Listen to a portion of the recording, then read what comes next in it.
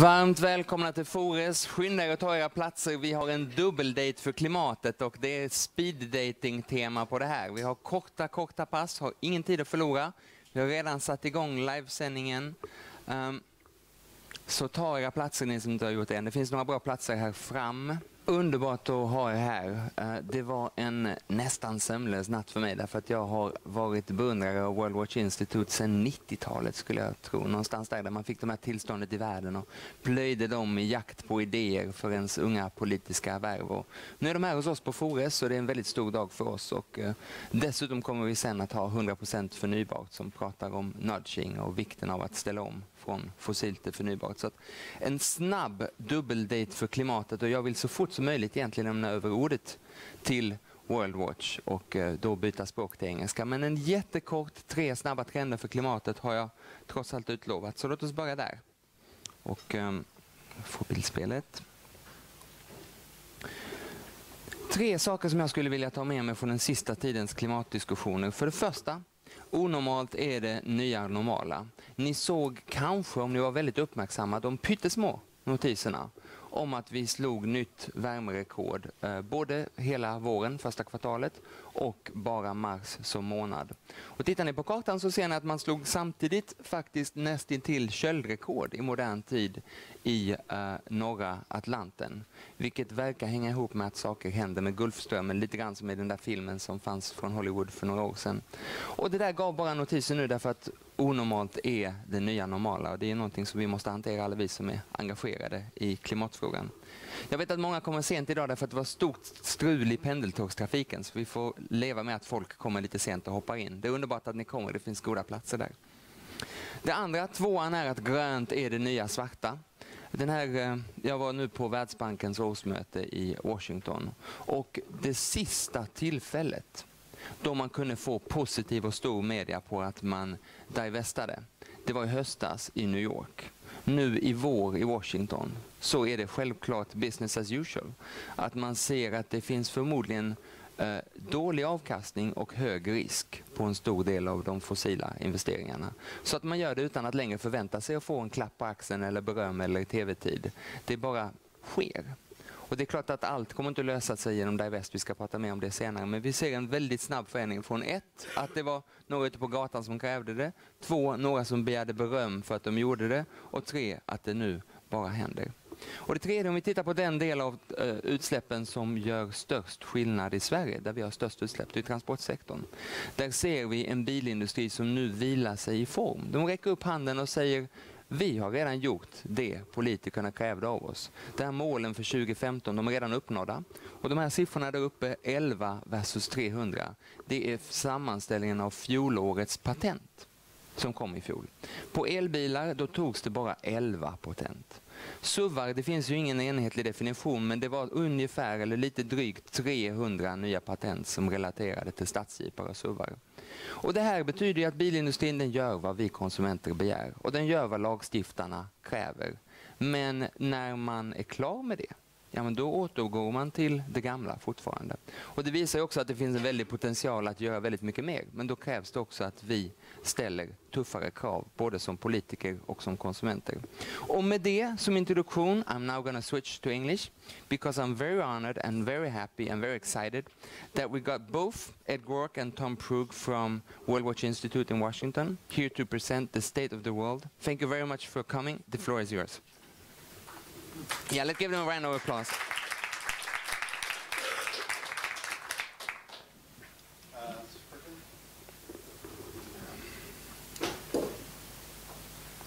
It's working. Hello.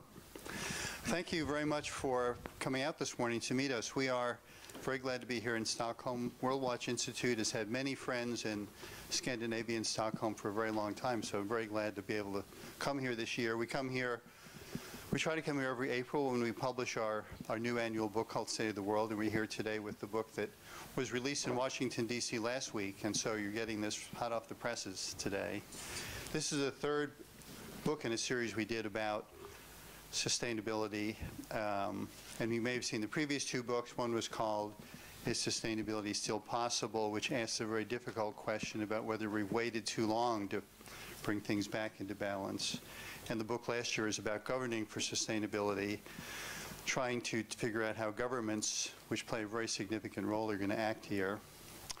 So today Tom is going to talk about the new book and some of the issues we're bringing forward, which are very important issues for the 21st century, but which are being largely ignored by the mass media and the press that people should start looking at. I just want to say a minute about what Worldwatch is doing in general now. We have been publishing books for over 40 years, and we've published hundreds of books, and somehow we just don't think we're changing the world fast enough. Although our mission is to accelerate the transition to a sustainable world. So what we're doing now with our board of directors behind us is we're beginning to partner with professional sustainability organizations, because since Worldwatch started now there are thousands or tens of thousands of people working professionally in the field of sustainability. So this year we're doing a big project partnering with urban sustainability groups around the world who are really trying to take a lot more leadership at the city level than national governments and international governments, and of course you're aware of that. So we're doing a lot of work specifically to benefit those people working in city governments who are trying to bring changes quickly into the cities. And so we are going to be looking at visions for sustainable cities to help city leaders get inspired for transformative change. We're looking for case studies of dramatic progress that cities are making around the world to help inspire other cities to follow their example. And now hundreds of cities are making a pledge to reduce their greenhouse gases by 80% by 2050, which is a very ambitious goal, as you can imagine. And so we're helping those cities by pointing out some pathways that they may have to start looking at, some very transformative pathways to bring their greenhouse gases down by 80%.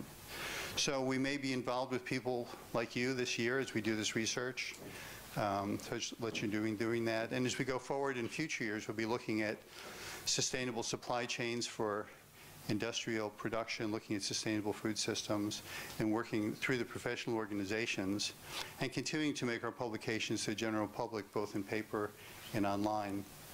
So we're very glad to be here to update you with our work. I'm going to turn the mic over to Tom Prugh, who is one of the senior directors of this project for this year.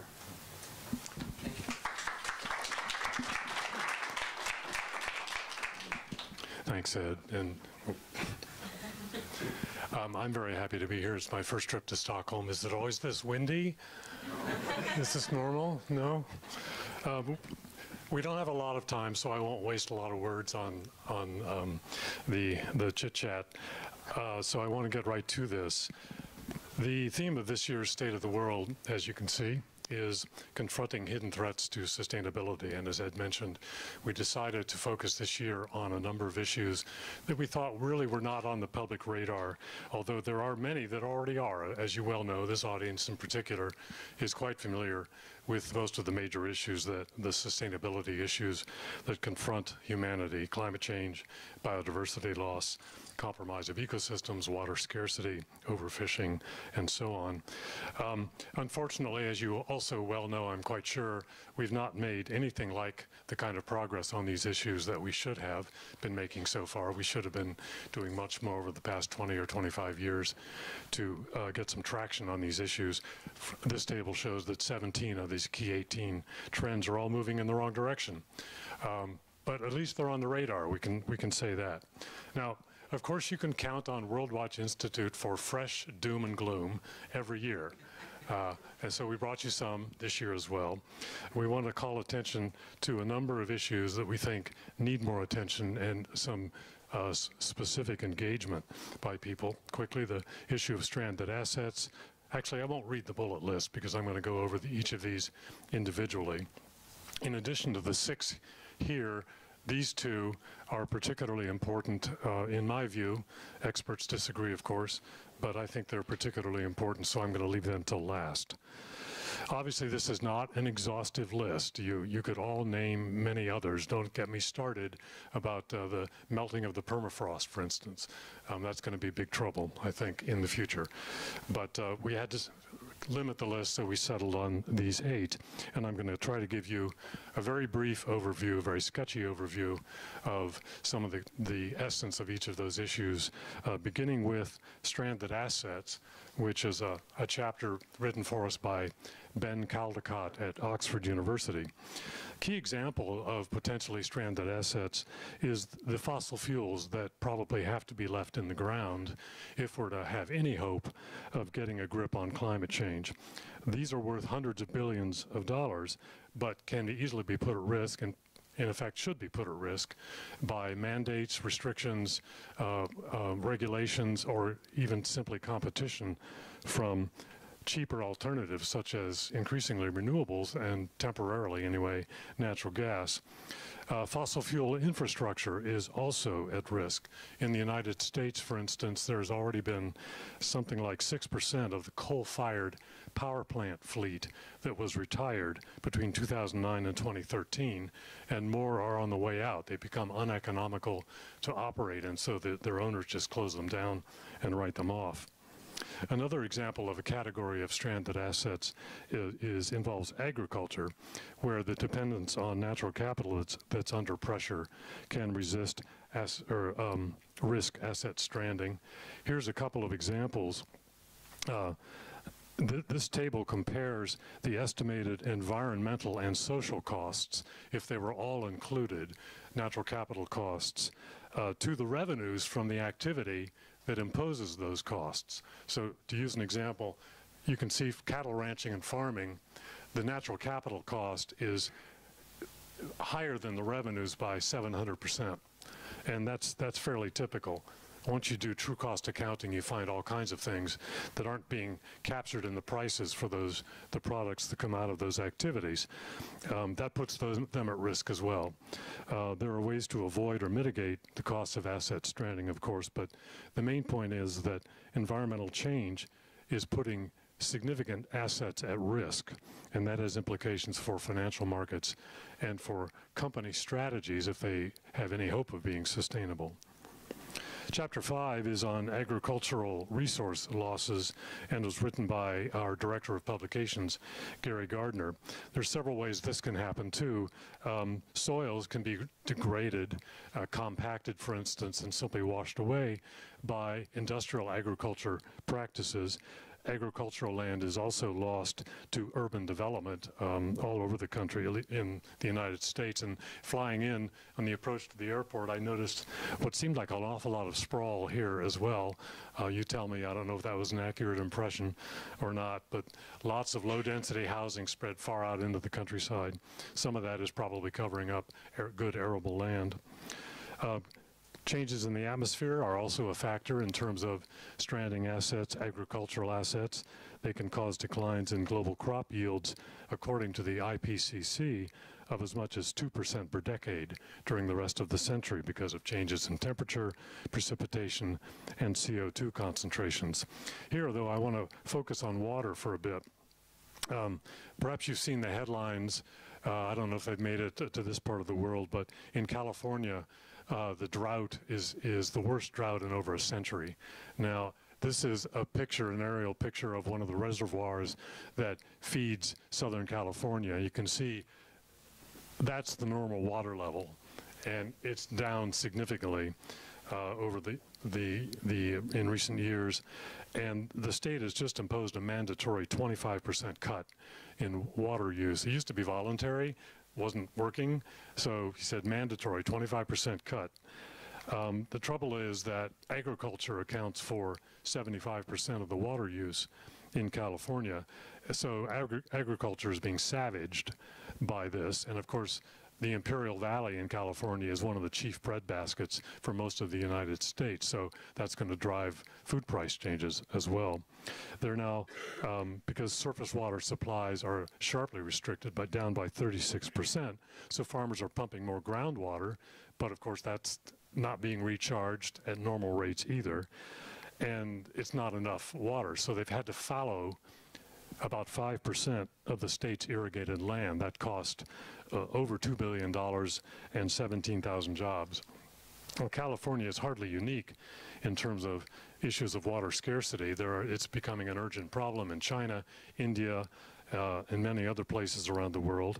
Many river basins are already closed in effect because the withdrawals of water for agriculture and other economic uses are beginning to undermine the ecosystem functions of those river basins. That's happening in the Indus, the Yellow, the Amu Darya basins in Asia, the Colorado Basin in North America, and the Lerma Chapala in South America, and the Murray-Darling in Australia.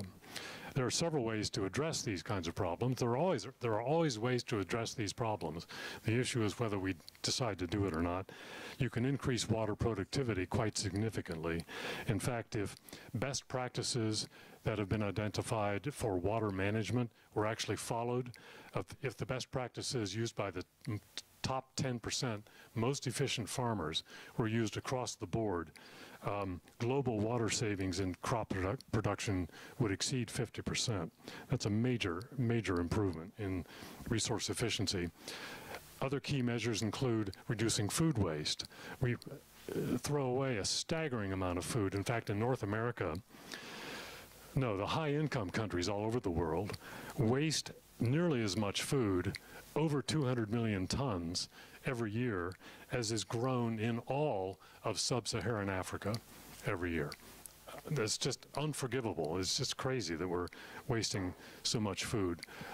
Other ways that water could be conserved would be by spending less water on raising beef and chicken and pork, or the vegetable grains that feed those animals.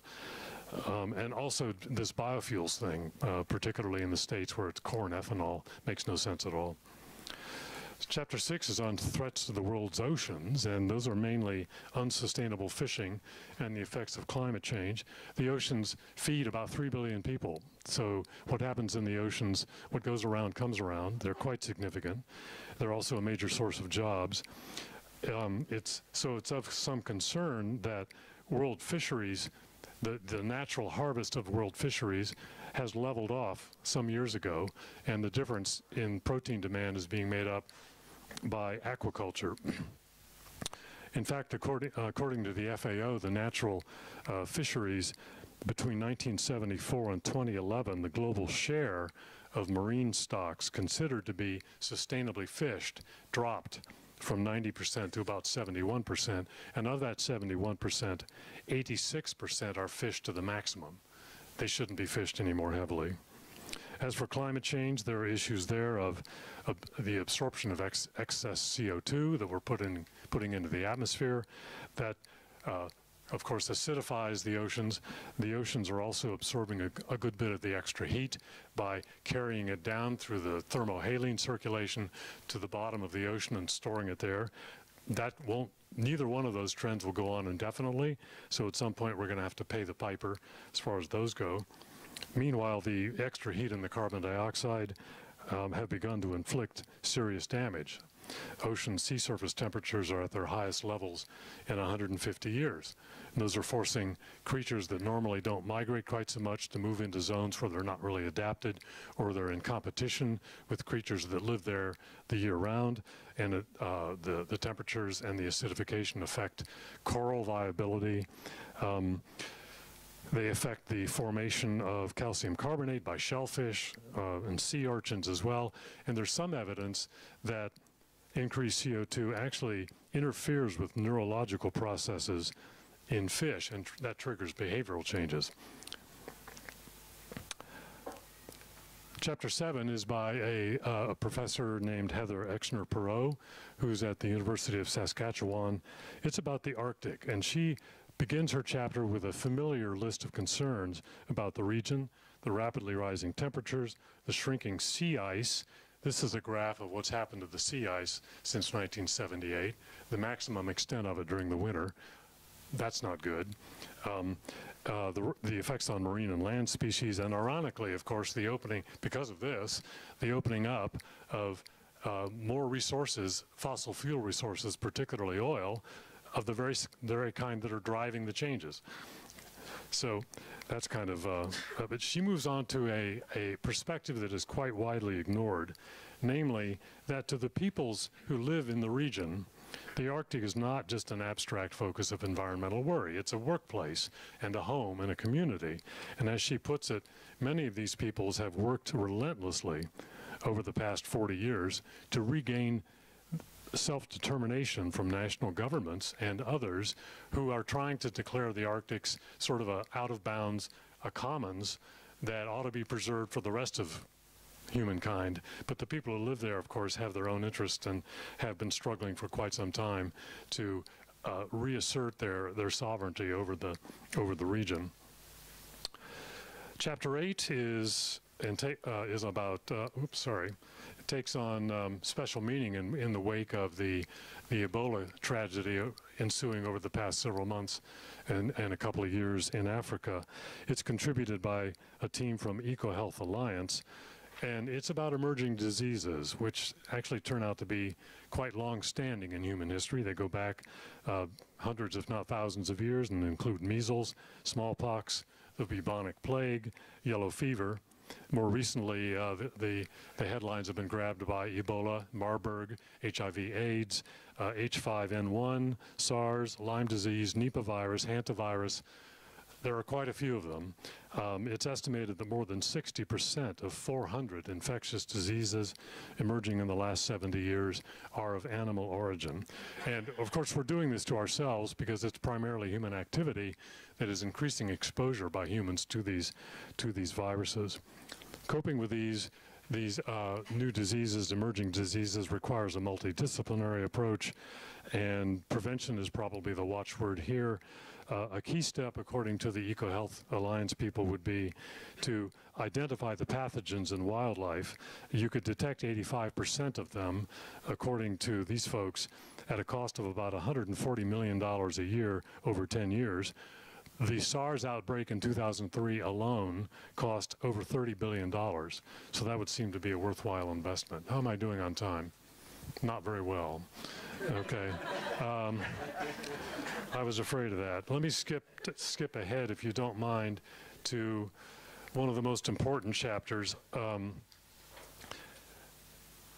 Energy underpins everything we do and everything we try to accomplish. And I can't emphasize that more heavily because it's the very foundation of our civilization. The key chapter here is by Nate Hagens, and I won't go into his background. It's in the book. You can read it. His argument can be summed up very quickly. Energy is fundamental to our society and our civilization, and cheap, abundant energy enables our high population, our high living standards, and fuels our expectations of perpetual growth and perpetual progress. I think there's also a deep political connection to energy and the spread of widespread or mass democracy as well. Second point is energy is what we really have to spend. Forget money. Money just is a marker. It's energy that we use to shape the world and make it into what we want. Third point is it takes energy to get energy. 100 years ago, you could poke a hole in the ground in East Texas and get this. That's when the amount of energy it took to get 100 barrels of oil was about the equivalent of 1 barrel of oil. Now that ratio has dropped to something like between 20 and maybe 10 to 1.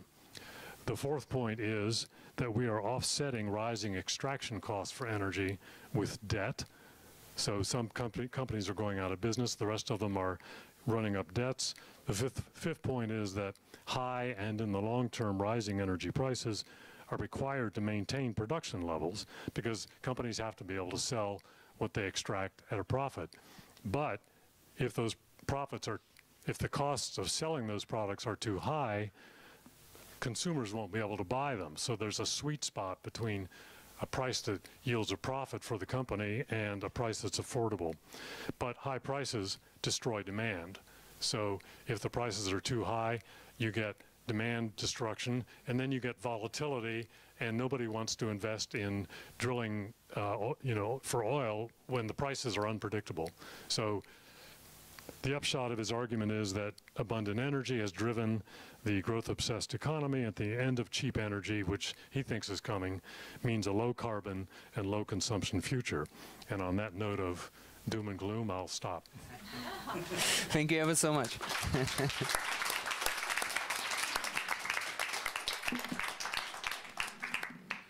Now, of course, we would have wanted Worldwatch to be with us for at least 1 hour per chapter. That was unfortunately not possible, so we're glad that we got this introduction to the State of the World book that I hope you'll all be able to read. The first people in Sweden to read this book, apart from myself, were the three, I would say, most dynamic leaders in the environmental movement of today. We've got 3 persons who are going to give their brief comments, and then we want you to give your comments on their comments. And first out is Annika Jacobsson, who's the head of Greenpeace, and we could also welcome on stage Lorentz Tovatt from the Swedish Green Youth Movement, Ungdom, and Mattias Svensson, writer of Miljöpolitik för Moderater, and many other things. Annika, the chair is yours for some comments. Oh, thank you. Well, this is made for a bigger brain than mine. So I guess I have more to study space in more. between. Yeah. Well, I read a chapter whose Arctic and the stranded assets with the most interest. Actually, that was the chapters that I found most interesting, and I think it's very obvious how it all narrows down when it comes to climate policy. The fact that there are energy companies and countries that are sitting on assets and fossil reserves that are unburnable, and the sort of challenge in who will have to leave their fossil fuels in the ground, and what rights does other countries have to interfere in this decision if they don't freely choose to do so.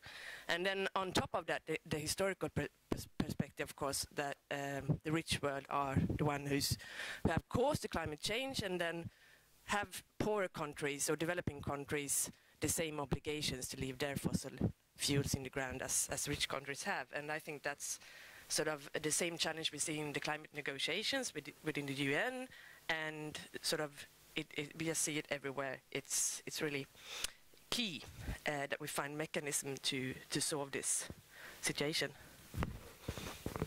Yeah. Thank you.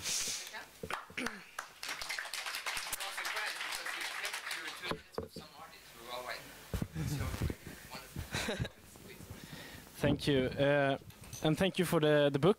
Really great report, and really pedagogic way of describing some of the greatest threats to mankind. And also that all these threats and challenges connect to each other, but also that the climate change is interfering with all these threats, and that's also the reason why I think climate change is the biggest challenge of all. I think one of the most important conclusions that I take with me from this book is that we really need to rethink the economy and start using incentives when it comes to how we consume. Sweden is a really good example of that. We have decreased our emissions from the production in Sweden quite drastically.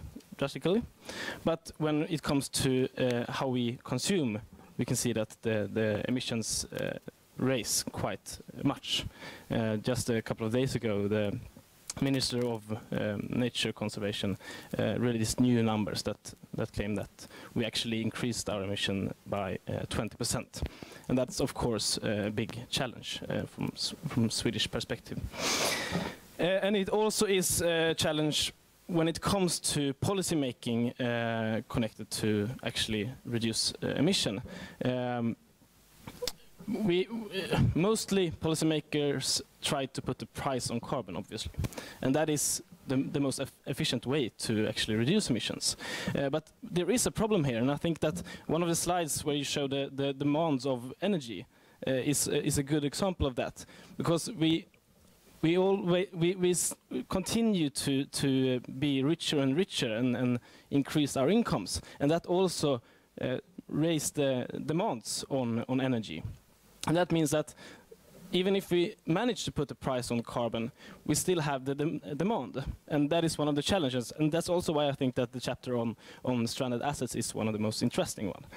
How can we sort of, if we manage to put the price, how can we still make it possible that these resources stay in the ground? And I think that some of the solutions that you put forward is interesting.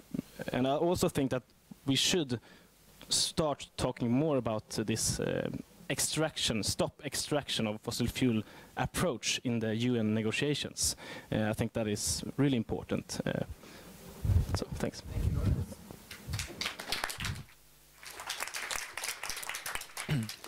Mattias?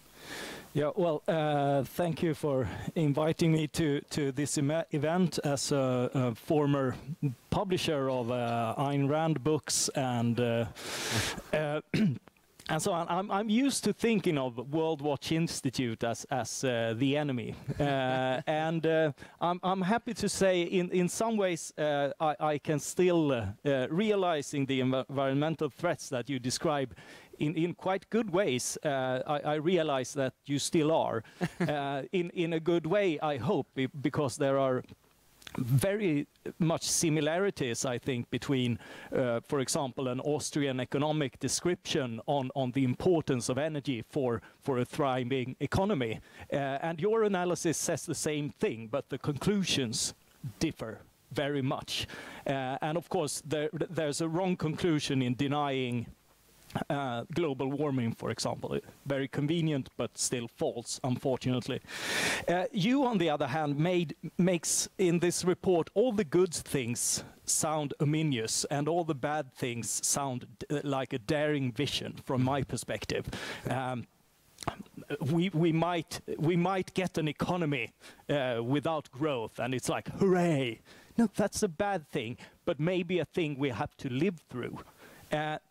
And the good things are that we are seeing the price mechanism work, and seeing it's getting more expensive extracting fossil fuels, which we still need to price because they're negative external effects. And people are going to make a loss of that. Well, boo fucking who? I mean, that's a good thing, that people doing harmful things go out of business. That's the way the market works and should work, and is stopped by working by this mad credit bubble that we also seem to think very bad about, even though I saw on one note that more regulation, if we just have more regulation, we wouldn't have any business cycle. And I thought that was a bit like when Arthur Koestler raised the issue of what would happen to victims of trains accident in future socialist society. When everybody was supposed to be equal in outcome, he got the reply that traffic would be so timely that there would be no accident in the planned future. And I think some of the ambitions, I mean, there are daring ambitions here and daring prognosis, but trying to forecast what food could cost in 2050, I mean, that's daring, but it's also not very informative when you get the information that it's probably going to increase between 3% and 80%. I mean, I think we could manage 3 or thereabouts, and there is a problem if it almost doubles. And the fact is that despite these fine numbers, we don't know. And much of it is up to what happens. The migration chapter, I think, captured this in a way that should be included also in the reasoning on economics. There are so many uncertain things that we don't know that makes much of the prognosis quite meaningless. Sorry for that. Thank you so much, Mattias. Thank you so much, panel. Please retake your seats, and Ed and Tom, please come and give us your thoughts on their thoughts. Say a few things. What I particularly like for you to maybe focus on was 2 out of 3 mentioned the stranded assets. I find the whole concept that you bring along very interesting. I think the whole audience is excited about what you think about the Swedish and the Nordic example in terms of leadership and climate change. And then, of course, if you're still this one enemy, and how you feel about that, and the growth perspective. Please go ahead. Well, I mean, I will say, is this on? It's on. I will say a few things to get started.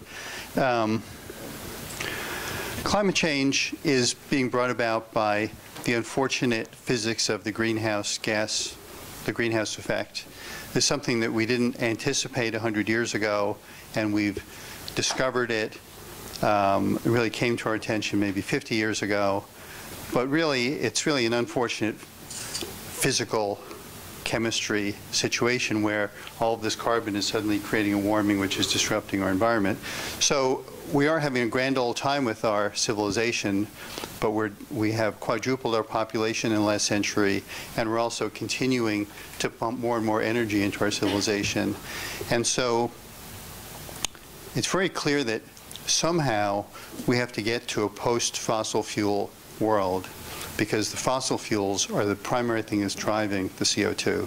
So I don't know how we're going to get there, but right now the most powerful corporations in the world are the fossil fuel companies. They're profitable, they're powerful, and they put on their balance sheets these trillions of dollars worth of assets, which are basically reserves they've discovered underground that they haven't pumped yet. And we have people who are telling us that we cannot burn those fossil fuels without just frying our planet. So we're faced with these simple facts that we really can't argue about. These are really facts. And so we know that we have to get to a post-fossil fuel world, and we know that these corporations are stubbornly planning to basically burn all these assets on their balance sheets.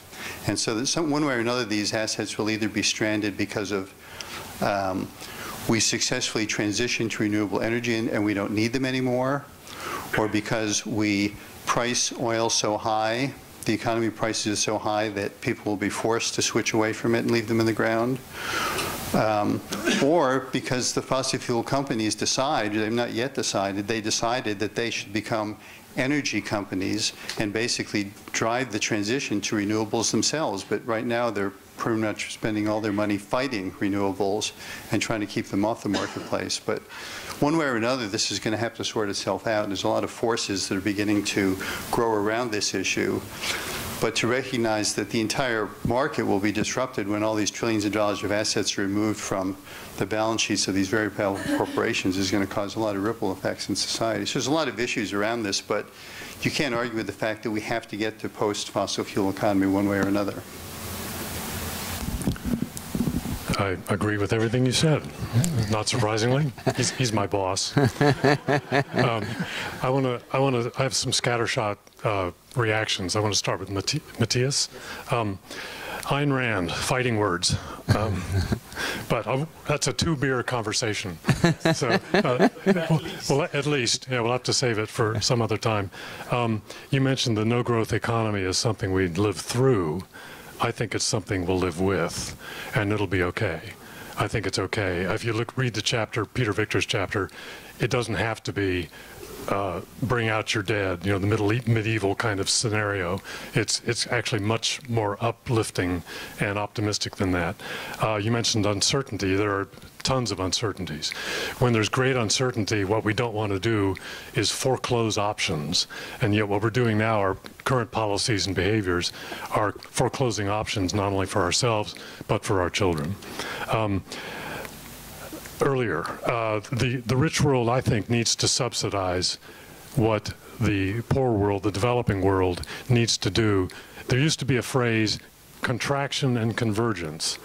Perhaps that rings a bell. It's kind of off the radar now, but the rich world needs to shrink a little bit to make room, ecological room, for the developing world to achieve what they need to achieve to afford decent lives for their people. That's going to be a serious challenge, even if the population weren't going to increase by another 2 to 4 billion people. Rethinking the economy, you mentioned. I would steer you to State of the World 2008. Which was about innovations for a sustainable economy. We picked up on the theories of people like Herman Daly, who's a personal hero of mine, and many other people at Worldwatch. There are a lot of ideas in there for how to make the economy work in a way that is sustainable. Peter Victor's and Tim Jackson's chapter is sort of the heir to that tradition of thinking. And finally, I wanted to mention, return to this graph, because if you want a sense of how challenging the transition to renewables is going to be, most transitions, according to Václav Smil, have taken generations. When you change fuels, they take generations to achieve a significant market share. New prime movers like gas turbines take even longer to do that. The difference between past transitions and the current one we face is, if you look at this graph, mostly wood. If you go far enough back, biomass basically, We didn't stop using biomass when we switched to coal. We didn't stop using coal when we switched to oil. We added oil. We didn't stop using oil when we developed nuclear. And we're not going to stop using any of those for a long time, even when we develop renewables to a significant extent. But ultimately, the point of renewables is to replace most of these, not supplement them. That's why it's such a huge challenge, because this volume, you can see what's happened to this volume of energy demand and what's happened to population at the same time. That's not a coincidence. The one leads to the other or enables the other. So we have to replace most of these, not just add on to the earlier stocks, or we're going to, as Ed put it, fry the planet.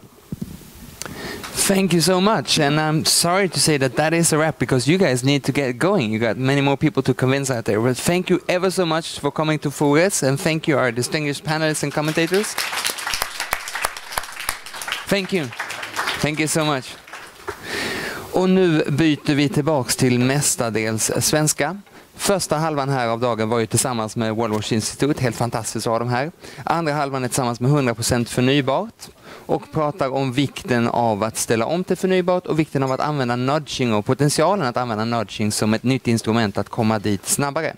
Och som introduktion till den här andra halvan av passet har vi Linda Borenius Magnusson som är vd för OX2 Vind. Och medan Linda kommer fram så vill jag säga att vi har ett litet antal av Worldwatch-rapporten, boken. Så att när ni har en kort sekund över, fundera på bästa argumentet för att övertyga mig om att just du ska få en av de där få böckerna och snacka med mig sen. Linda, varmt välkommen. Tack så mycket. Ja, till vardags så är jag då arbetar som vd i OX2 Vinddel som OX2 står bakom ungefär hälften av den storskaliga nordiska vindkraften. Men här är jag som representant för föreningen 100% förnybart. Jag sitter med i styrelsen. Föreningen, vi verkar för energieffektivisering och för en omställning mot ett förnybart energisystem. Och vi samlar aktörer både från den förnybara industrin men också Sveriges största miljöorganisationer, diverse företag, organisationer. Så att ni som ännu inte är medlemmar, kom med. Vi har kanslisten här, Anna-Karin Windahl, som ni kan prata med efteråt om ni vill. Jag började jobba med förnybart 2006 och då var liksom det som pågick mycket i debatten då var att förnybart är ju så dyrt och vi måste bygga ny kärnkraft när den gamla tar slut för det är så mycket billigare och vi värnar basindustrin och så vidare. Den debatten har väl som de flesta ni känner till nu helt dött ut eftersom man nu vet att ny kärnkraft är ungefär dubbelt så dyrt som exempelvis landbaserad vindkraft. Däremot så är det intressant att se ett skifte som vi har sett här i debatten senaste året skulle jag säga, när samma människor nu börjar hävda att ja visst det är förnybart, liksom billigt och bra om man ska bygga ny förnybar energiproduktion, men det behövs ju inte. Det behövs inte någon ny elproduktion för vi har ju ett överskott. Det läser man väldigt mycket i debatten nu. Och då är mina reflektioner kring det är att Sverige är ett land som ligger i världen. Vi sitter ihop. Vi har ett Europa som skriker efter förnybar el. Och vi har bland de bästa förutsättningarna i världen att faktiskt göra det och hjälpa övriga Europa. Och dessutom är det enorma exportmöjligheter för oss, vilket kan skapa jobb.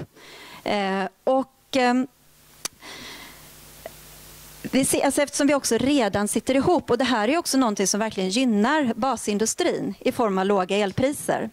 Eftersom ny förnybar el också trycker ner elpriserna. Vi har några politiker här, där vill jag också bara skicka med att vi har en proposition här som ska röstas om, jag tror det är den 10 juni, om ambitionshöjningar i elcertifikatsystemet och kvotjusteringar.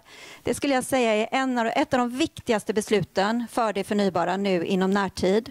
Och där hoppas jag verkligen att de gröna röster som också finns inom allianspartierna ser till att stödja den här. Det är oerhört viktigt för den förnybara industrin. Vi ska gå över till nästa punkt i programmet och det som en reflektion jag har haft, det är väl inte bara jag som har haft den, men just att alltså, miljöfrågorna har varit så kända under så lång tid. De tekniska lösningarna har också varit kända under så lång tid. Och sen smyger sig hela tiden frustrationen på, men varför händer ingenting?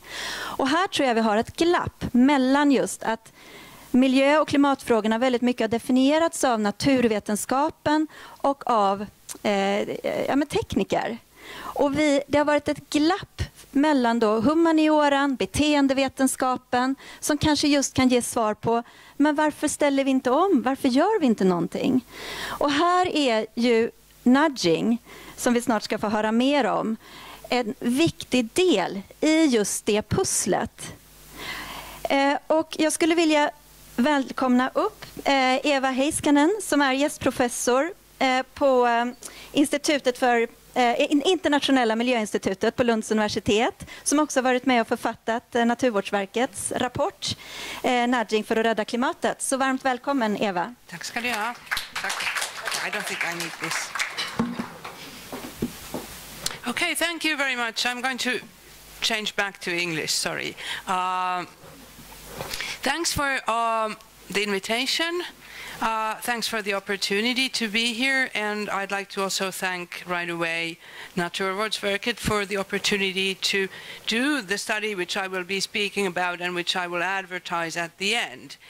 So I'll just jump into, without more introduction, I am a guest professor at the International Institute for Industrial and Environmental Economics. I am also in dividing my time between that and the University of Helsinki, and it's really nice to be in Stockholm. I'll just say, quickly tell you something about how and if we can use nudging to save the climate. Here is basically my argument. I'd like to tell you something about why nudge is important, even if it isn't really so new. Why climate change needs nudge, but it will not solve the problem of climate change. And then I have some ideas on how it could be made more effective in solving climate change. That's my presentation in brief. So nudge, just to give like what it is in a brief nutshell, it has been defined by these famous economists Thaler and Sunstein as any aspect of the choice architecture. And the choice architecture is the social and physical environment that makes some things more attractive for us than others. So you can see this example here. If you have an escalator to the gym, many people will use it. It is the easiest way to get to the gym. It's a bit illogical, but you will still use it. Or if you have stairs which are attractive and which are reminding you that you really need to climb the stairs to fitness. So the choice architecture can be like a physical environment, it can be a contract, it can be the interface of your mobile phone, it can be a label, or it can be the face of another person who is reacting to what you are doing. All of this is offering us information. And I think this is an important thing to recognize, that it is not only the leaflet that the environmental agency is sending us. Our whole environment is offering us information, and it is shaping, even when we don't think about it, it is shaping our choices. So and the idea of nudge is that we can shape this environment for better choices. That is the basic, what nudge is. Nudge, of course, is not new. We have used behavioral science, in particular for energy saving, and I'm sure every country and every person who has lived through the 70s remembers all kinds of things that were done during the oil crisis and after it. So there are things like billing feedback, telling you in your energy bill how much you consumed and maybe comparing it with others. Idea that you can follow the example of other people to learn. You learn very much by imitating other people. That's social learning or modeling. Framing, glass is half full, glass is half empty. That is an example. And changes to the physical environment. These have been recognized for for 30 years. Also based on research, but also based on practical experience. Here is an example of a Finnish energy bill that is offering a lot of feedback, maybe a little too much even on one piece of paper. So we've had this. But I would argue that even if it's not new, it is really important for 4 reasons. Respected economists are challenging the standard economics view of rational and calculative behavior. In policy still, we very much say that we just need to get the prices right and then everything will be sorted. And from energy efficiency, we know, everybody who's worked with it, we know that's not the case. But we have these high-level economists challenging the standard economic view. We also nudge offers policymakers and administrators a sort of convenient package for insights from scientists and practitioners who have unfortunately been using different concepts, doing their own stuff, very often arguing with each other and not coming up with any clear-cut recommendation. And that is why the recommendations, this is my understanding also and based on my research, are not used. So Nudge offers a common name, a very good title, I think, a common method, evidence-based, controlled field trials, to make the message more convincing, to build a community. So there are principles and procedures in Nudge, and I think, considering the last discussion that we had, the first session, I think the philosophy of libertarian paternalism is actually quite important, because it is combining this kind of Austrian economics, Ayn Rand kind of importance of freedom with the recognition that we're not really capable of using our freedom always. We do need help. There are so many choices that we make in everyday life that we will not make each choice rationally. We will not make the best choice every time. So I think this is an important term that has been coined. There are tools or ideas like principles like simplification and framing of information, changes to the physical environment, which you saw examples of already, changes to the default option. Default option is when you buy your mobile phone, you have PIN code 1234. You should change it. Do you always change it? Maybe not. So that is the default. That is the status quo bias. We stay with the default, the status quo, easily. And you can change what is the default. And the use of descriptive social norms, telling people what the others are doing. And this is important because usually we want to behave normal. In many instances in our life, we don't really have a strong opinion. We just want to do like the others do.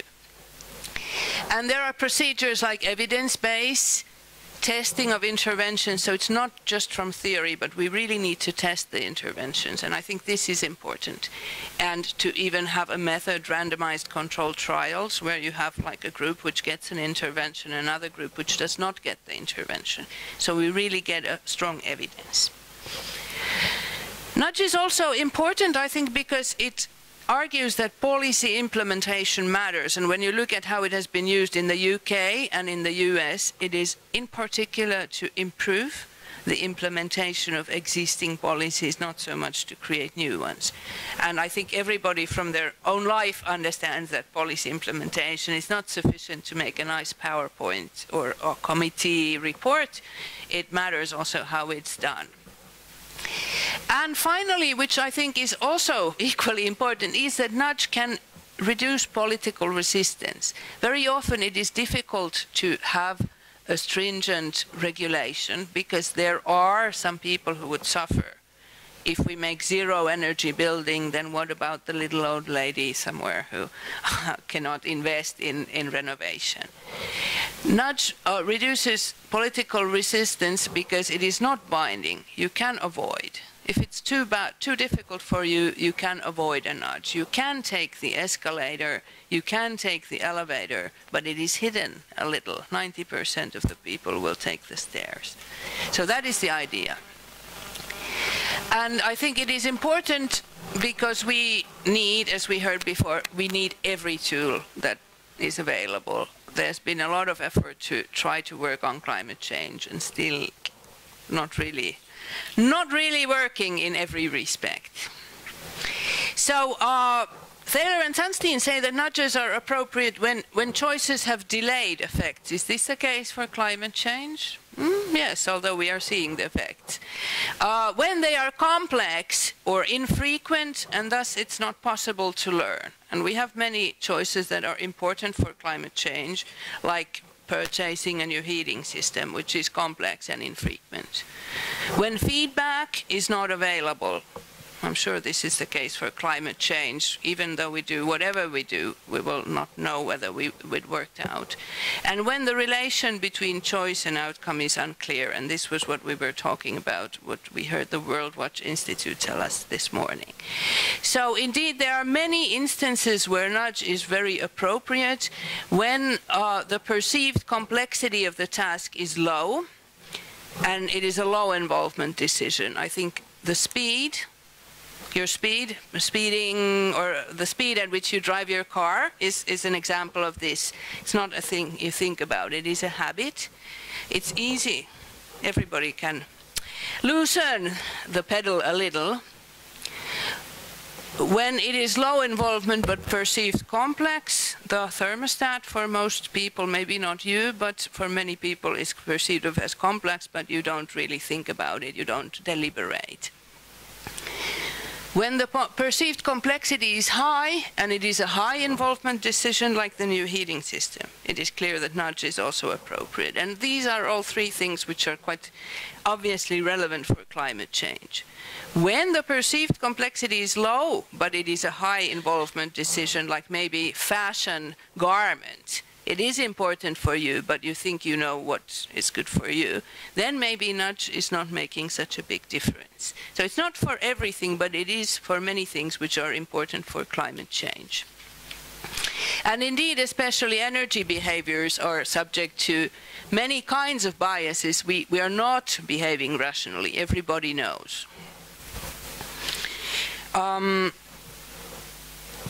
Evidence we have collected in the report, which I will soon advertise to you, are evidence in the field of residential energy use, food and transport. And I picked up the residential energy use here, and I won't go into this detail. We have looked at what research has been done and how much the savings have been. And I will show you some slides which give a quick summary on this. So, first point, some individual nudges are actually quite effective, especially the default. So if you have a contract where you get green electricity and you must choose if you want black electricity, then according to research, 95 to 99% of customers stay with the green default. That is effective. Duplex printing, double-sided, according to some studies, about 30% savings. It should be 50%, but some people printed duplex even before it was the default. Smaller plates, 20% less food waste. So these are encouraging, effective examples.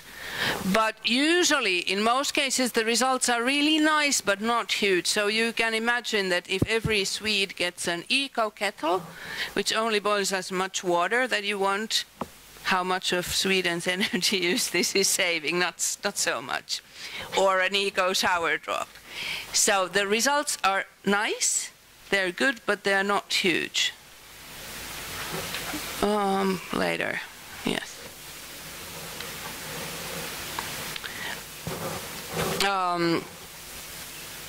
And it is clear that nudge alone will not save the climate, because making it part of policy and practice will take some time. I think you can imagine how many water boilers and coffee machines and elevators and stairs there are in the world.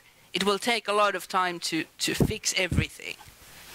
And it will require some heavy legislation. One of the most effective nudges, other than the defaults, which will almost always require some legislation, I think, that we found reduced Pringles crisps, you will see the picture here,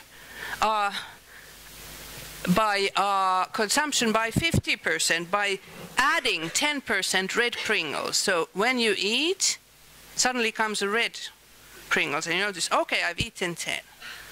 This is very effective, but do you think Pringles company wants to put the red Pringles in the box? So I think this shows that it is people and it is stricter policies that will save the planet. Nudge can help by offering policymakers and citizens better tools. And I have two ideas. One is we have the Eco-Design Directive. This is about what the technology aspect. We have the Eco-Design Directive and also Energy Performance of Buildings Directive, where we're having more efficient appliances and more efficient buildings. But everybody also knows there's a lot of discussion about user and occupant behavior, that is undermining that the near zero energy buildings are not really near zero. And the really efficient appliances are not really so efficient because people are misusing them.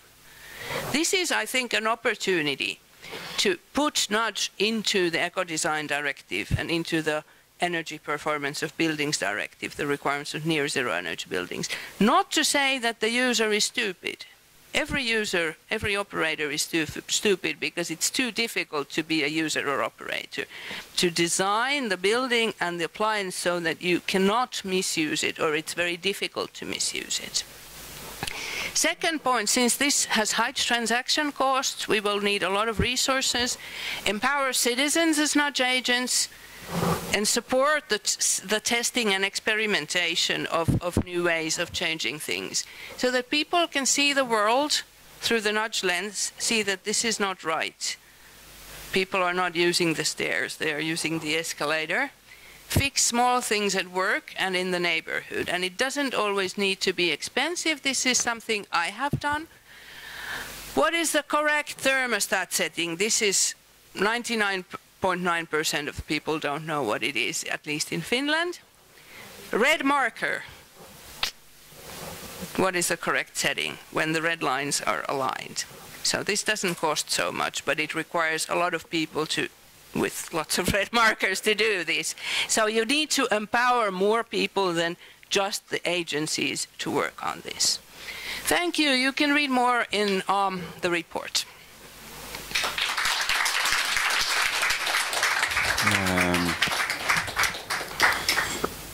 Då så.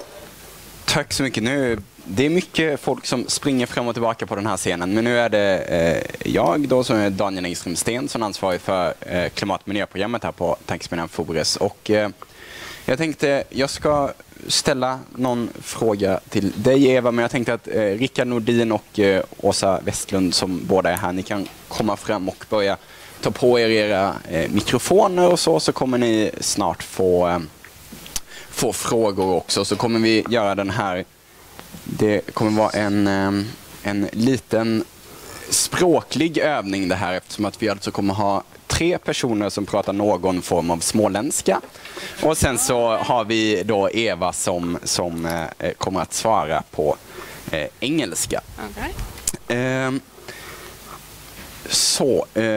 Eva, en sak som jag har funderat på både när jag läser rapporten och när jag har tänkt allmänt om nudging är inte nudging bara reklam, marknadsföring?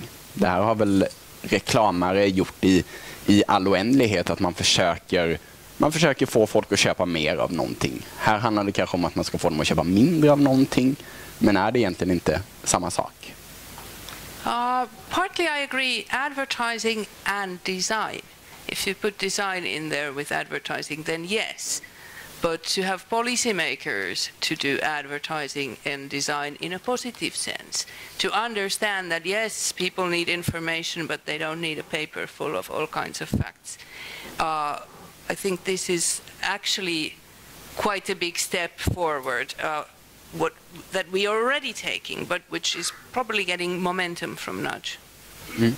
Och då kommer frågan, vem är det som ska så att säga besluta om de här nudging? För att det är som du säger när du tar den här Pringles-exemplet. Nej, Pringles kommer förmodligen inte sätta in var 10:e rött chips i sina burkar för att sälja mindre. Är det då tanken att vi ska ha politiker, ska liksom Rickard och Åsa bestämma att nu ska var 10:e Pringles chips vara rött? Eller, och samma sak på elräkningar, ska vi be Vattenfall och Fortum att utforma sina elräkningar så att vi använder mindre av energin? De vill väl sälja mer? Mm. Thank you. Good question. Actually, we are already asking Vattenfall and Fortum to offer information that helps us to save. So I think in the field of energy policy, it is quite legitimate to shape the energy market, and we have more and more European regulations in this area which are shaping the interface between the customer and the energy provider and requiring already energy providers to save their customers' energy. And this is forcing energy companies to turn into a service provider, and some companies are actually understanding that this is what we should do, and they're taking measures. So it is possible, I think, in the future for Pringles to say that they are offering the right size of snack, for example. You already have some companies which have made like smaller packages of sweets to be a responsible provider, to understanding that this is what consumers want. So I don't think it's quite completely impossible, but I do agree that it requires the push from the regulator, because otherwise there's too much free riding.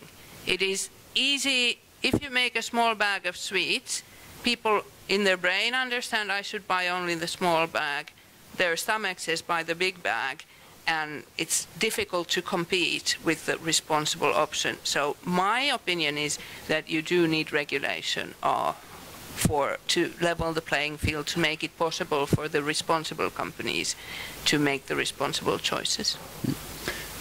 Om jag vänder mig till Åsa och Rickard. Åsa först. När du läser den här rapporten, när du hör Evas presentation, vad av det här tänker du att du kan ta med dig in i arbetet som riksdagsledamot och med ambitionen att förbättra miljön? Ja, men låt mig börja med att säga att jag är så här barnsligt glad att få vara här och höra om den här rapporten och så, för att jag tycker att jag är statsvetare själv och jag tyckte det var fantastiskt roligt att läsa om den här typen av problem, hur man påverkar människor, vad är det egentligen som styr människors beteende, för att vi är ju inte bara ekonomiska varelser utan det är mycket annat som påverkar oss, och jag tycker det är helt fascinerande. Och sen har jag jobbat med miljöpolitik under väldigt lång tid och jag har alltid stött på människor som tycker att man borde vara kemist eller biolog för att hålla på med miljöfrågor, annars är man liksom inte kvalificerad. Så jag håller verkligen med om att det behövs liksom mer samhällsvetare som håller på med det här, för att inte minst energifrågor, för att vi ska också påverka människors beteende på ett bra sätt. Sen tycker jag det är svårt att ha liksom raka ja- och nej-svar här, för olika nudging ser olika ut. Men jag tycker definitivt att det är någonting som vi måste lära oss mer om, som vi behöver mer forskning om och liksom, utveckla olika verktyg för att använda oss mer av inom politiken. Det finns ju ett rad framgångsrika exempel på hur vi har fått människor att till exempel börja återvinna till exempel. Det är ju inte en ekonomisk vinning. Vi betalar till och med ofta för att få återvinna. Men vi gör det ändå därför att det är liksom en skam att inte göra det. På vägen hit så tänkte jag på de här McDonalds. När man är på McDonalds så är det alltid någon som har ställt de här ramlösa burkarna vid sidan av skräpet, trots att det uppenbarligen är meningen att man ska slänga dem i skräpet, för man vill verkligen inte göra det.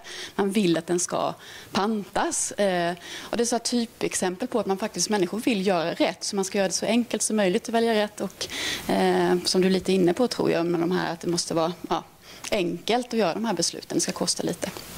Jag vet inte om det var svar på din fråga, men det finns jättemycket spännande att lära oss mer om, tycker jag, och också liksom utveckla de här sätten att få in det i den politiska processen där andra sätt att tänka redan finns. Jag ska väl för tydlighetens skull förklara att Åsa då sitter i riksdagen för Socialdemokraterna. Och Rickard, som sitter i samma riksdag men för Centerpartiet och också sitter med i Miljömålsberedningen och Energikommissionen. Vad av det här tar du med dig in när du sitter med dina kollegor i Energikommissionen? Jag tycker att det finns ganska många spännande saker. Alltså, det är lite för vill man få politiker att läsa en rapport, bjuder in till en panel som ska diskutera rapporten. Det är skitbra sätt.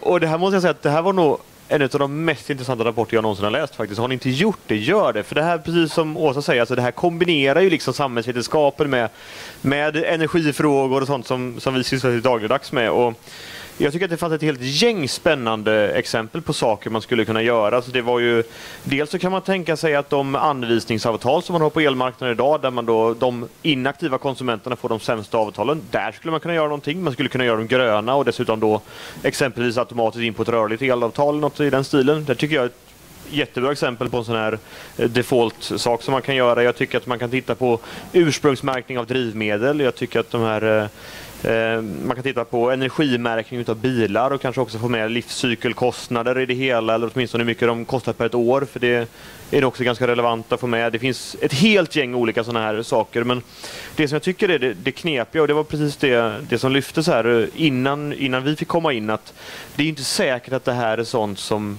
så här, företagen själva vill göra, för det är inte säkert att det gynnar deras affärsmodell. Elsidan är ju ett typexempel på att ha så här användaråterkoppling så att man ska spara mer energi. Ja, vilket elnätsföretag eller elbolag vill göra det? Man vill ju sälja så mycket som möjligt såklart. Och då gäller det att hitta andra styrmedel från vår sida som kombinerar det här. Då kan man tänka sig vita elcertifikat som Energimyndigheten kom med en rapport om tidigare, som man tvingar de som levererar energi att faktiskt också spara energi. Då kan de nyttja nudgingen på sitt håll för att på ett enkelt sätt då spara den här elen. Det tycker jag att man får komma ihåg, att vi kanske måste kombinera saker och ting också för att nå dit vi vill när det är företaget som måste göra jobbet. Det tror jag också är viktigt att komma ihåg. Åsa vinkade. Jag håller med om jättemycket av det som Rickard säger. Det var mitt fel, jag presenterade mig inte heller. Jag sitter ju också i Energikommissionen. Jag har varit Europaparlamentariker i 10 år. Och nu när jag hörde Eva prata och läste rapporten så förstod jag ju också att jag har varit liksom med av en del av de här diskussionerna som har kommit från Storbritannien som har med nudging att göra.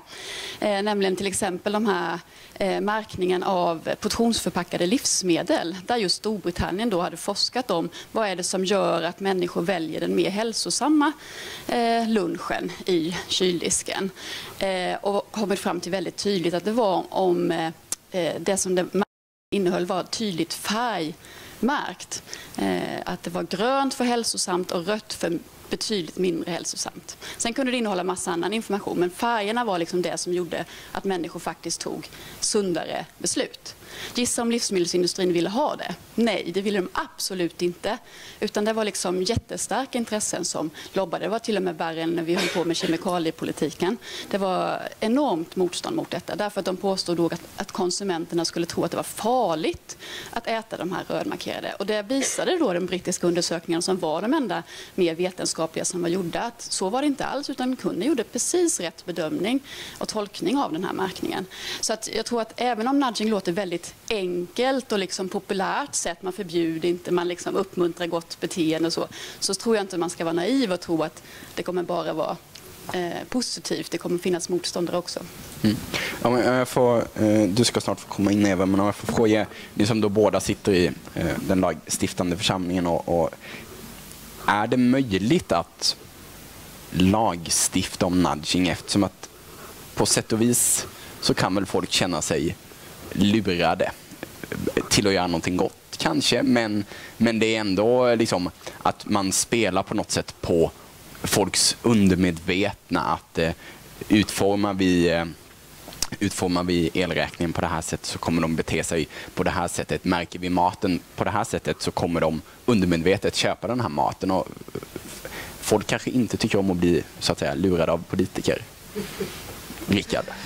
Dels så finns det ju en hel del lagstiftning kring det redan. Jag menar, vi har ju energimärkning på vitvaror och den typen av saker som man också kanske måste komma ihåg att vi måste uppdatera det. För när standardvalet börjar bli bättre och bättre, ja, men som vi ser nu, nu har man A++++++, och vad är skillnaden mellan D och mellan A? Det förstår kanske inte konsumenter, och då får man ju skjuta på skalan istället. Men man ska också komma ihåg att vad är alternativet?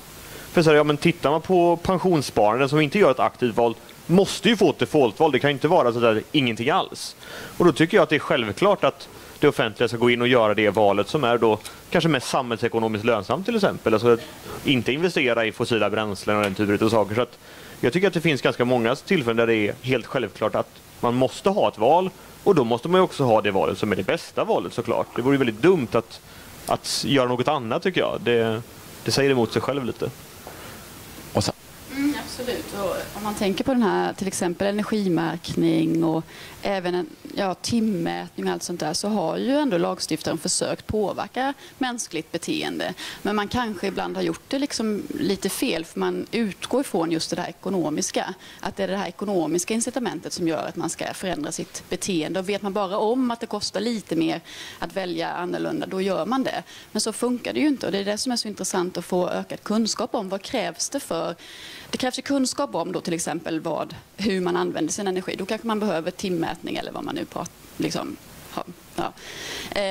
Men det är inte priset som gör det, utan det kanske är skammen av att man sätter på liksom tvättmaskinen 5:00 när man har gäster hemma som gör att man avstår och snällare gör det på natten. Nej, jag vet inte, men alltså förstår ni att liksom det krävs ett annat tänkesätt för att få de här systemen som har avsikten redan idag att påverka människors beteende från politiskt håll att fungera bättre. Och då måste de kombineras med information om att det leder till någonting gott. Det finns ett exempel till exempel i USA där man har, kommer inte ihåg vilken delstat det var, men där man hade just av ekonomiskt, man testade att informera kunden om att det var ekonomiskt gynnsamt att spara energi på ett visst sätt. Det funkade jättedåligt. Men sen när man la till och la betoningen på att om ni sparar energi så leder det till att det här kolkraftverket som ligger nära släpper ut mindre skadliga ämnen för era barn att andas in. Då fick ni mycket större effekt. Så att hur man informerar och hur kraftfullt det blir måste vi lära oss mycket mer om. Rickard kort och sen så Eva, och sen så om det är någon i publiken som vill ställa någon fråga så kan ni börja fundera på den nu. Återigen så måste man också ställa ett perspektiv tycker jag, för jag menar all lagstiftning som vi sysslar med, alltså framförallt den som är tvingande, det är ju också normgivande. Att liksom säga att du ska ha bilbältet på dig, ja men det är normgivande. Att säga att du får inte gå och köpa sex av någon, det är också normgivande. Här är ju skillnaden att det här är ju normgivande men ger dig ett val. Du får inget straff om du inte utför det. Så jag tycker att känna sig lurad, det är ju det här är ju betydligt snällare form i så fall av att lura folk än att faktiskt tvinga människor till något de inte vill. Nu har de ju möjlighet att göra det på ett annat sätt. Eva. Okay, I agree very much with both of you.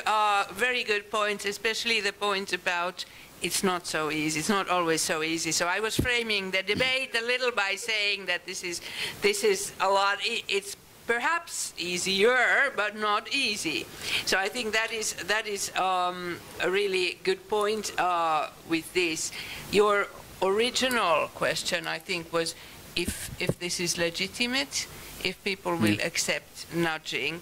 And I think there is an underlying idea whether the nudging is visible or invisible.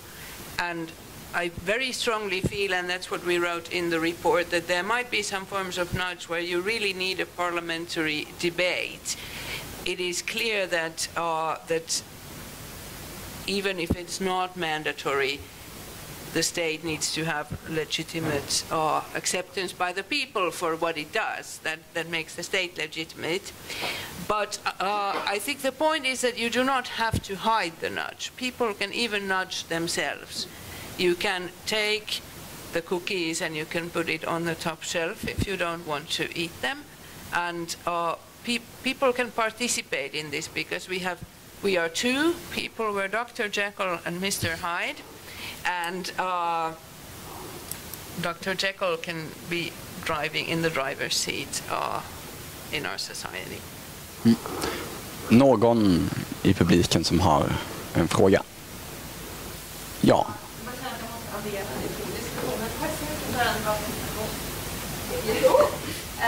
Jag tycker bara säga att jag är en av flera som har grundat ett nätverk som heter Miljöpolitik. Och det är väldigt intressant att höra era tankar och funderingar kring det här. Och det är även en del till det finns liksom en stor rörelse som börjar jobba med de här frågorna. Det är Danmark, i Norge, Storbritannien har haft den här tiden. Så det börjar koka ett sånt intresse. Och en i våra team gör en stor studie på rikspolitiken nu, som är en världsstudie där som man jobbar med och försöker skapa hållbar beteende och betyg. Jag kan inte säga exakt vad som görs i en forskningsstudie som jag vill stoppa med sinnesaktivt. Men att det är precis så här att man börjar, man får upp på lagnivå, men evidensen är det viktiga. Hela den här biten, att man jobbar med evidens. Så vi är intresserade. Men vi veta mer om det sedan. Ja. Fanns det någon fråga också? Nej, då ställer jag min sista fråga. Du var inne på det att nudging måste kompletteras med andra policies. Och någonting som jag har funderat ganska mycket över är ju när man utformar ekonomiska styrmedel. Man vill att folk ska köpa miljövänliga bilar exempelvis. De studier jag har läst visar ju att effekten blir större om man får bonusen eller skatteavdraget eller vad det nu är när du köper bilen snarare än att du får ett skatteavdrag som är utdraget på 10 år. Och då kan det till och med vara så att det här skatteavdraget på 10 år är större än den bonus du får när du köper bilen. Är det en nudge eller är det bara att man takes into account hur folk reagerar på olika styrmedel när man utformar dem? Finns det en skillnad däremellan? You are asking if there is a difference.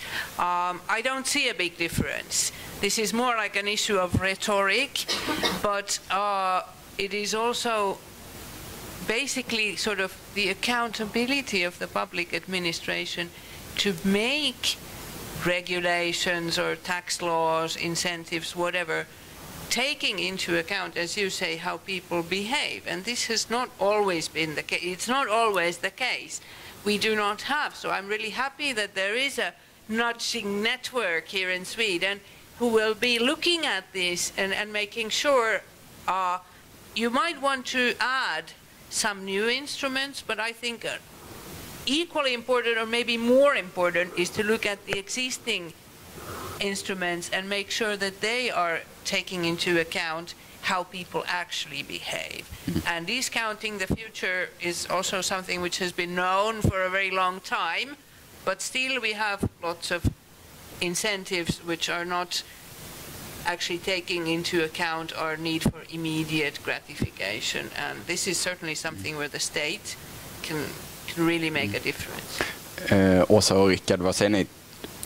Hur mycket hänsyn tar man till hur folk kommer att reagera på ett styrmedel, eller är det snarare den ekonomiska rationaliteten som styr vilka styrmedel vi beslutar om att införa?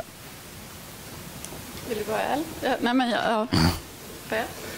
Ja, det blir väldigt lätt, och jag har diskuterat mycket den här härliga nya solskatten precis som kom som blev stor nyhet igår. Det kan man ju säga att där kanske man inte tog in så mycket hänsyn till hur människor reagerar om man börjar belägga skatt på solceller. Jag skulle säga att man gör det för lite, tror jag. Jag tror att det alltid är viktigt. Alltså jag tror att rapporten pratar väl om att man skulle ha någon här kontinuerligt titta hela tiden på hur folk kommer reagera utan något sorts beteendevetenskapligt perspektiv när man tar fram policies. Det kanske man inte ska göra som ha en standardklausul i någonting, men jag tror att det alltid är väldigt viktigt att ha med sig. Jag tror att man missar. Så det skulle behövas fler beteendevetare på Finansdepartementet, kan jag mycket väl tänka mig. Jag tror att det är lätt att det bara blir ekonomer, och då vet vi ju alla att man räknar med att människor är rationella, men i slutändan så kanske man inte är det. Utan man kanske agerar på saker som åtminstone ekonomiskt sett inte alltid är rationellt, och då tror jag att det är viktigt att man tar med det i beräkningarna. Ja, men det var det sista som Rickard sa som jag också tänkte säga, att jag tror att det är väldigt ofta så att man tar hänsyn till vad som är mest skattetekniskt enkelt att utforma. Och sen får det bara summan är densamma, inte hur det egentligen påverkar människors beteende. Så det är en jätteviktig poäng att fundera vidare på det. Vi såg ju till exempel när man införde trängselskatten i Stockholm, att viljan att undvika den här skatten ledde ju ibland till att människor la mer pengar på att köra runt än att betala skatten. För det var man ville verkligen undvika den. Så att, jag tror att det finns jättemycket att hämta där. Sen så det är klart att det finns mycket att hämta, men kanske inte kortsiktigt jättelätt att se de jättestora ekonomiska vinsterna. Det är inte lätt att räkna hem. Men jag tror verkligen att vi måste jobba mer med det här. Vi behöver mer forskning helt enkelt om det här för att kunna använda det politiskt, för att veta vad vi ska göra. Och också vilka skatter och styrmedel som man får acceptans för, kan jag tänka mig. Alltså det kan finnas sådana som vi inte använder idag som skulle vara fullt accepterade och sådana som vi använder som man inte alls är så sugen på egentligen. Precis som där vissa vill inte alls ha trängselskatt. Det vet vi inte minst i Göteborg där jag kommer ifrån. Då ska jag avsluta här och jag har flera gånger hört här att folk efterfrågar mer kunskap om det här och då kan jag glädja alla med att Fores kommer någon gång i sommar, liberal tolkning av vad sommar är för någonting, så kommer vi med en rapport om nudging som Therese Lindahl på Beijer-institutet har skrivit och som vi hoppas komplettera den rapport som Eva har skrivit. Tack så jättemycket för att ni kom hit. Jag tänkte Linda kanske vill säga, någon från 100% förnybart vill kanske avsluta det här och berätta om var ni ska ta vägen nu exempelvis. Och så. Ja, hejsan, Anna-Karin här, kansliet på 100% förnybart. Jag tackar så väldigt mycket för möjligheten att få vara hos Fores idag. Tack så jättemycket. Jag har planerat det här seminariet och velat ha det bra länge så det var skönt att få hos er. Roligt att höra också att ni tar frågan vidare och gör en egen undersökning. Tack så mycket Eva för att du kom och berättade om den fantastiska rapporten som du gjorde för Naturvårdsverket tillsammans med dina kollegor. Jo, Oksana Mont och Mattias Lena. Oksana Mont, exakt, och så vidare. Och det är flera kollegor som varit med och skrivit rapporten. Ni hittar den på Naturvårdsverkets hemsida. Gå och ladda ner den och läs den. Den är otroligt intressant. Tack så jättemycket slutligen Åsa och Rickard för att ni kom och det verkar verkligen som att ni är taggade på att ta in det här perspektivet i det arbete som ni ska göra i Energikommissionen. Det tror vi är jätteviktigt. De som tillhör 100% förnybart stannar kvar och deltar i vår årsstämma. Resten vill jag tacka så jättemycket för att ni tog er hit idag och lyssnade. Tack. Tack.